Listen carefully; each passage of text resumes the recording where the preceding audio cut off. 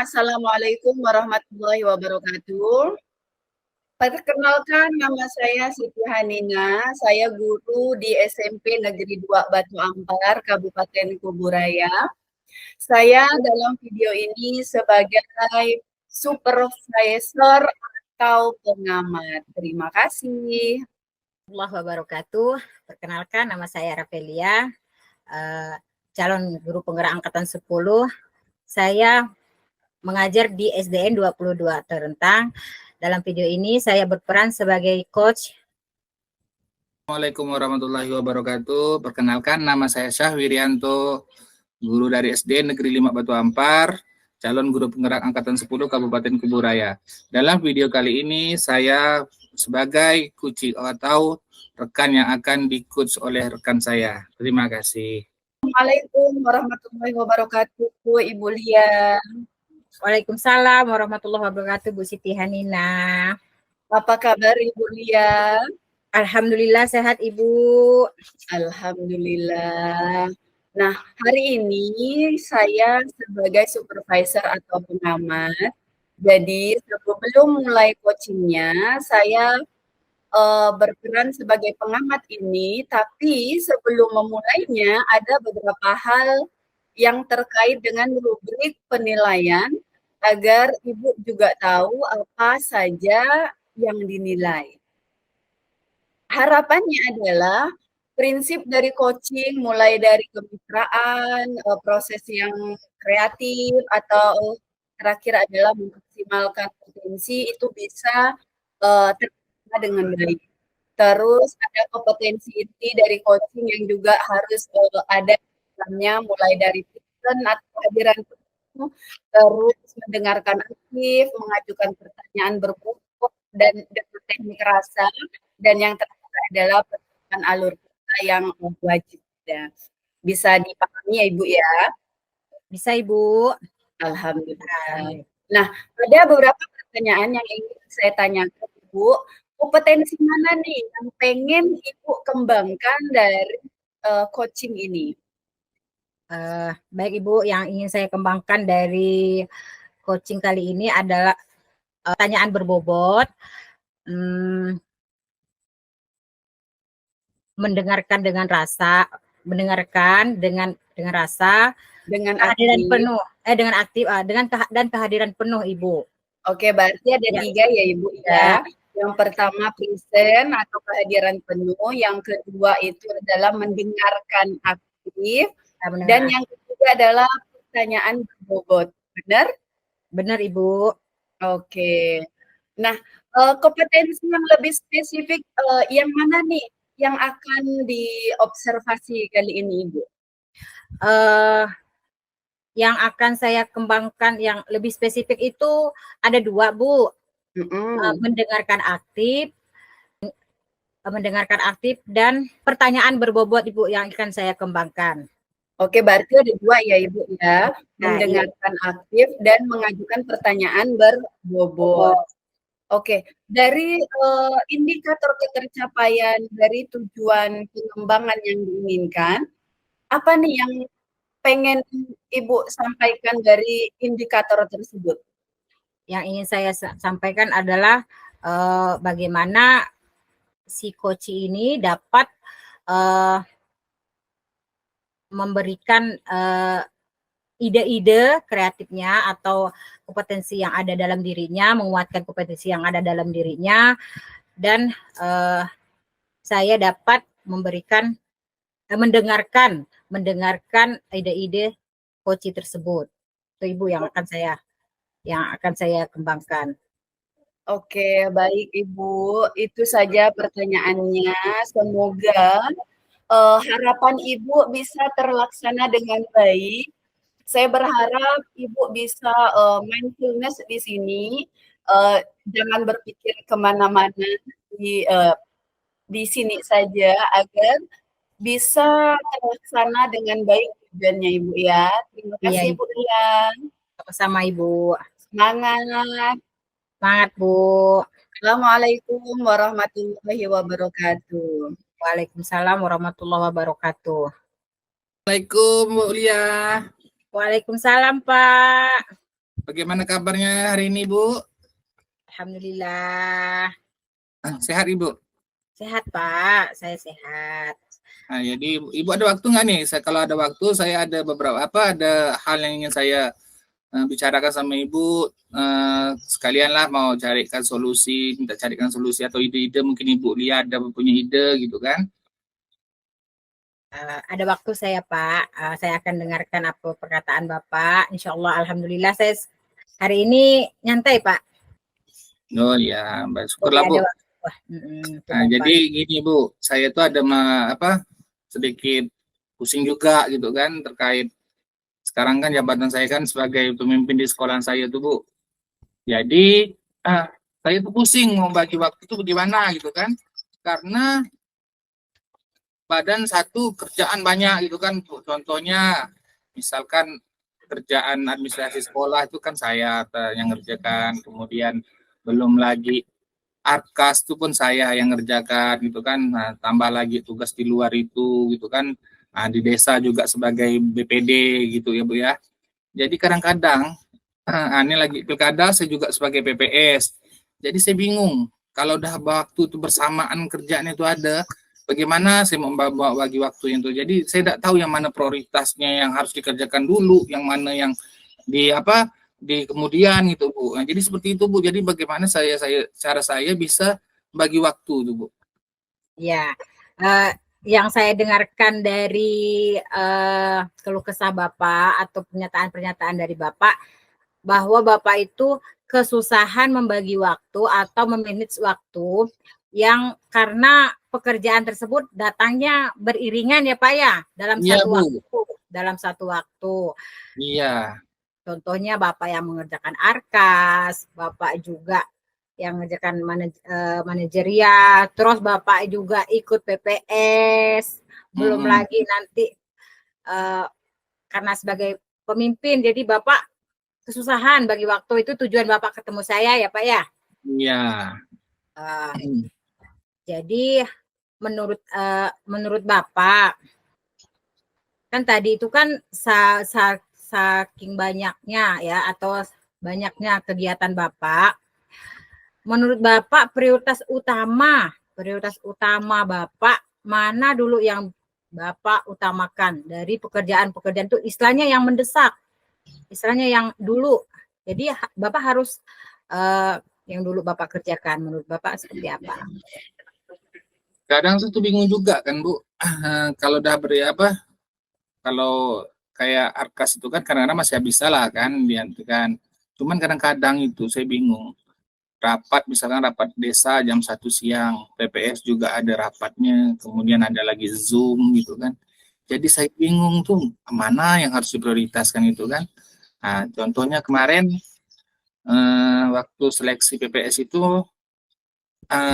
nggak mau kan, harus seleksinya yang minta diundurkan. Jadi kalau kayak tugas JGP, kayak tugasnya itu harus diprioritaskan ya di area kita sebagai abdi negara lah. Kalau menurut saya sih seperti itu Bu. Jadi kalau misalnya tugas kepala sekolah itu harus rapat ya, tugas yang lain tuh ya mau nggak mau lah jadi di kemudian saja, atau misalnya bisa diganti atau diizinnya dulu. Tapi ya otomatis ya secara tidak langsung ya kita tidak tanggung jawab lah dengan pekerjaan kita seperti itu. Baik, jadi tadi Bapak, saya tangkap dari pembicaraan Bapak tadi itu, Bapak mau mengutamakan tugas negara, benar Pak? Apa yang dari mengutamakan tugas negara. secara spesifik Pak, tugas negara yang seperti apa ya Pak yang Bapak utamakan terlebih dahulu? Jadi Eh, Kak, jadi saya seperti ini, tangkap. kalau tugas negara itu kan PPS kan juga tugas negara, BPD desa itu kan tugas negara. Tapi ya yang lebih utamanya itu kan saya ini kan sebagai pegawai negeri, tepatnya sebagai guru atau kepala sekolah ya.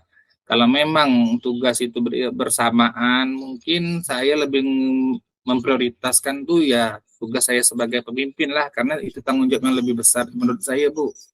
Oke, jadi menurut Bapak tugas utama yang Bapak adalah tugas sebagai kepala sekolah atau sebagai pemimpin. Iya, Bu. Ya, itu baik. Kira-kira kalau kejadian ini menurut Bapak lebih bagaimana tuh cara Bapak memanagenya kalau secara bersamaan tugas ini biar bisa selesai, Pak? Kira-kira Mungkin kalau menurut saya sih mungkin lebih baik kali Bu ya, mungkin dibuatkan gaya seperti jadwal atau catatan mana yang harus diutamakan, atau kalau memang bersamaan itu ya bagaimana caranya membagi waktu, dibuatkan catatan kali Bu ya, kayak jurnal atau gimana, seperti itulah kali Bu ya. Ya, jadi menurut Bapak buat jurnal dulu ya Pak ya, mana prioritas utama? Iya. Ya, baik.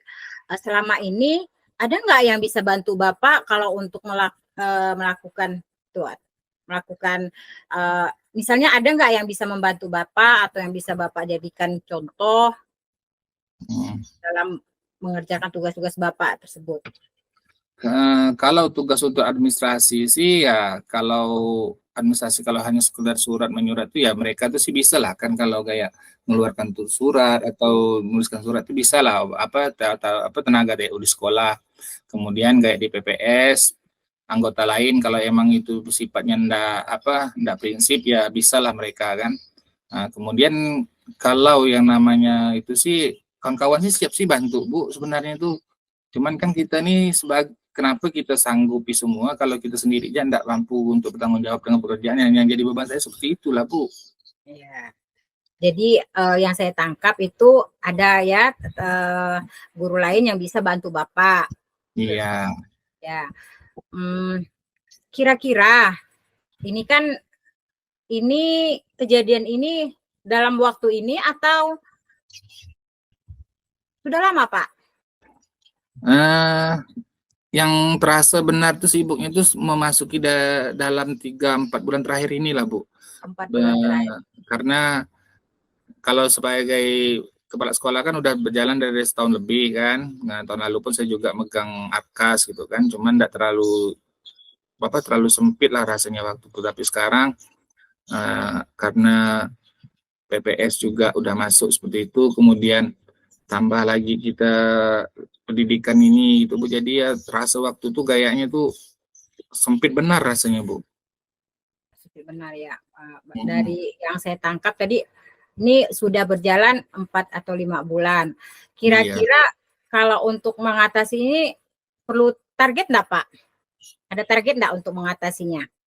Ya kalau bisa sih secepatnya Bu. Kalau bisa tuh dalam 1 bulan ini saya bisa memanajemen waktu saya tuh supaya terjadwal atau saya ndak berbentrokan, saya ndak pusing sendiri lah Bu. Kalau bisa sih secepatnya lah kan dapat solusinya Bu. Ya, kalau berarti dalam secepatnya sudah bisa direalisasikan kan Pak, kan sudah bisa dilaksanakan target tersebut ya. Maunya seperti itu Bu.